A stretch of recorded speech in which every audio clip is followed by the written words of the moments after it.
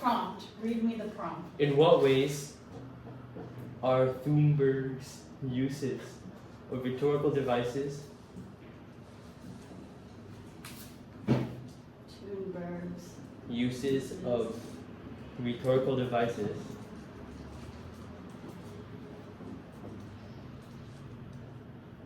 similar or different in both speeches? Okay, I'm going to leave off the both speeches because it's obvious. You may get a suggestion prompt like this for your paper 1, right? Start your outline by writing the prompt at the top. You're going to annotate the prompt. Yes? For the outline, do you need 4 things? Or that's just the analysis table? That was for the analysis table. Usually because if you're in high school, you do want to have 2 evidences. But when you're in middle school, usually one of your quotes fits your argument better than the other. You should start your research by being real broad and then bringing it down. I think the mistake when you don't outline is that as you're reading it, you don't annotate and then you hyperfixate on one line. And then you start to build your essay around that one topic. But as you get deeper in understanding a text, you should actually be picking a harder quote. Yes? So, it's a long answer to a short question. Next. Okay, so our first step is we do our analysis table, which we did for homework. Analysis table is almost like an outline, but we're gathering any evidence, right? We're not answering a specific prompt necessarily. You want this collected any evidence, any connected evidence, right? If we're annotating this, in what ways? So we have uses of rhetorical devices. So this gives us our form. The form tells us what, or who, or where, or when, right? And then we have to find a function. In the IB, they always care about the author's message. You must always bring that in somehow. So I'm guessing that if this is the form, the what ways is going to be the how or the why, which is usually function. Right? So in what ways, how or why are her rhetorical devices similar or different? Yes? So you dissect it. You want to find the form, which is the authorial devices, and you want to find the function, authorial message. You will see this in the IB literature written as authorial devices and authorial message. Okay. We do our analysis table, which we've done before, and then right at the top of this outlining process, we do a test thesis. The test thesis is your first initial gut answer. In what ways were the 2 speeches similar? In what ways were they different? I am going to outline it as if I'm answering it because you guys already did your first draft, yes? Sia, I do not want this outline to look like your outline. So if I call it up on this board, you need different evidence or something to shift it, yes? We're practicing this week. So I'm going to go with in what ways. I have to think about our ways. I've already listed these out, but we're talking about pathos, ethos, logos this week. We're talking about audience. Who's the audience? Now, an audience is not a way that she uses rhetorical devices. So we can't say it that way, right? So maybe we're talking about impact on the audience, how it impacts the audience. Yes? So in what ways was it similar? I would say that she used pathos similarly in both. I felt like the pathos across both was the same. But I felt like there was more ethos in speech 2. The second one was we are the change. We are the change. And she did try to get more logos into our house is on fire. Pathos, hope, and also fear. A lot of hope and fear. Okay, so this is my very, very rough So my test thesis answer is, maybe we're writing our test thesis first at the top of the page.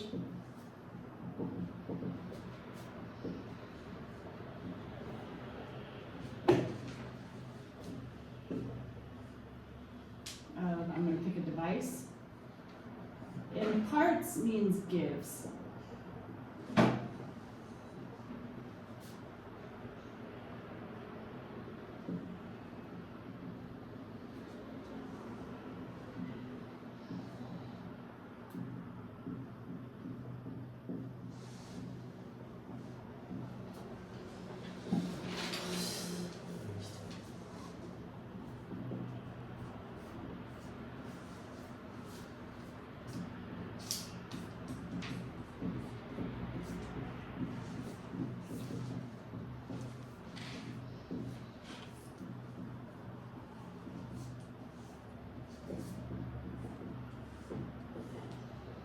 So I would say the major difference I'm picking up now, my impulse is that same vibes, she's trying to impart panic, fear, hope, but the difference is that one of the audiences trusts her and the other one doesn't. And she actually tries to get that audience to trust her, is what I feel like, yes?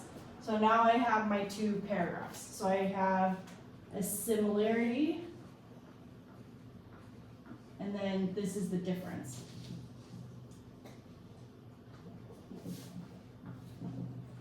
So this is an example of how to be really specific, yes? I haven't chosen my devices yet, notably, because I'm not giving you that part, you figure it out. So, once we have our test thesis, then we're gonna do body paragraph 1. We are skipping the topic sentence because we write that after we've figured out all the other pieces. So then body paragraph 1, I do a Roman numeral. You should be using the outline button in Google Docs. Nod because you know that there's an outline button. Yes? You can practice. I'll show you it later if you need it. Use the outline button. It looks like something like this. Use the outline feature. Because then you don't have to do a lot of formatting. So in the body paragraph, we have Roman number 1. The body paragraph, I'm going to mark it with similarities so I don't forget. Then we're going to do evidence. Actually, yeah, maybe evidence. So I'll put the quote here. Last week we learned about the 3 types of evidence that you can use. But generally they are, you can use a quote, you can paraphrase, or you can do a summary. That reminds me. So actually, I'm going to do the summary first. You're going to summarize,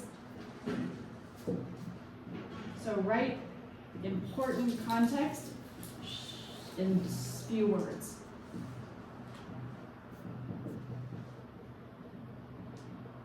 So in order for your reader to understand the speech, they should just have just enough relevant information so they can follow your argument. That's the test. So if you give this to a person who's never read the speech, like your parent or another kid in your class, they should follow your argument without having to read the original speech. Poor analysis would say, in this part of the speech, this is evident. Yes, that would be unsupported. Okay, so then after summary, we're going to do evidence. You put in a quote or a paraphrase. Paraphrase is rephrasing another person's words.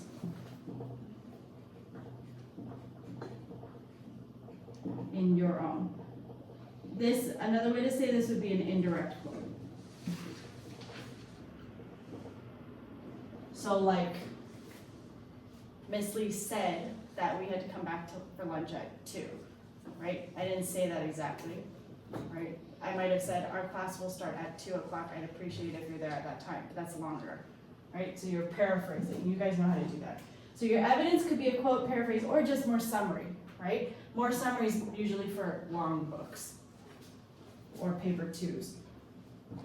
Then you are going to talk about your analysis. Your analysis has 4 parts in this case, so you're going to have to do another drop down. 1 is you're going to talk about your ethos, pathos, logos. which one is it? What impact does the use of those ethos, pathos, logos in the device have on the audience? These are gonna be very tight. These are tied together, yes? But you cannot just say it had pathos, because you must be specific. Pathos just means a feeling. What kind of feeling did the audience have, yes? And what was the author's goal here? Goal is a word that we can use for rhetoric, because rhetoric is a speech, yes? The author has an intentional goal. When somebody speaks out loud in English to another person, there's a goal behind what they are saying. Otherwise, we just don't talk. Yes, okay. So, Obviously, yes. like in the topic sentence, do we have to cover both similar or different, or can we choose? Is it thesis? Do you have a thesis? Yeah, like I think you can choose just only similarities or only differences. But in that case, you do have to mention like a difference in your conclusion if you do a conclusion. You have to answer the question. So I would say, yes, you can get away with just doing similar because it says similar or different.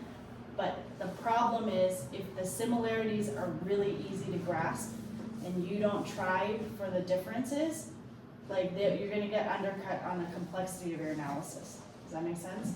okay. Yeah, this is a paper 1, so you should answer both. Paper 2, it gets harder, because they're deep works, right? For this one, you just have to be accurate. Okay, now, that being said, these things can be in incomplete sentences, better if they are. They should just be the main point of the question. The challenge there is that you guys have gotten used to trying to construct really long sentences and cramming everything in. That actually makes it much harder for a reader to understand. So simple sentences in your first draft, and then make complex sentences. Yes, the kids who refused to do that last week had these giant mondo sentences that didn't end up making any sense to me. And you have to remember that logic is partially based on language. Japanese logic is almost the exact opposite directionality as English, right? So in Japanese, you present your argument narrowly, and then you provide evidence, yes, specifically for that answer, yes?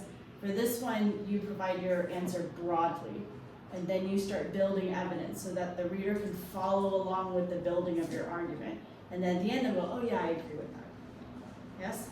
So then this outline does not contain a topic sentence.